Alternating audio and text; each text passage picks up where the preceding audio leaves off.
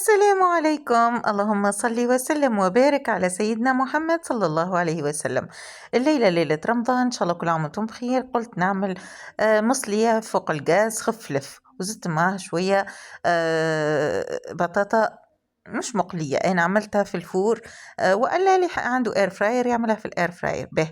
خذيت قديمات داندك هما أبيض على خاطرني أنا معقمتهم. صبيت شوية زيت في الطاوة متاعي، ورميت شوية ماء وعملت جرينين فلفل وكعبتين طماطم كيف ما تشوفوا هكا، وفوحتهم شوية ملح شوية فلفل كحال شوية كركب هكاكا، وشوية تابل وشوية كليل وزعتر هكا قريصة تابل معناتها نص مغرفة قهوة وشوية كليل وزعتر، وتوا هكا باش نحركهم شوية باش يدخل باش الفاح يهبط زادا في الماء والزيت اللي أنا صبيتهم في وسط الطاوة.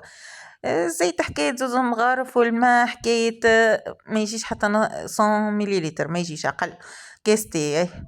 تو هيك باش نعمل هذوما كعيبات البطاطا ونحطهم في الفور. خديت كعبة بطاطا قشرتها وقصيتها هكاكا لمات جويدات، وعملت لها شوية زيت شوية ملح شوية فلفل كحل وشوية كركب، ودخلت مكة دخلت الفحم في وسطها بالباهي. توا خديت طبق ما يلصقش هذاكا تيفال، وتوا باش نحط البطاطا متاعي. ما تجيش كعبة فوق كعبة، لازم من بحذا بعضهم كيف ما تشوفوا هكايا. وتو باش ندخلها من الفور 250 درجة لمدة 20 دقيقة بالضبط. توا المصلي متاعي طاب كيف ما تشوفوا، مازال الدخان يخرج منه.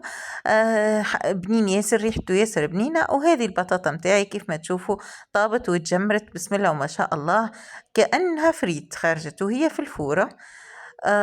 توا زينتها وقدمتها لينا، وإن شاء الله شيء طيبة. كل عام وانتم بخير.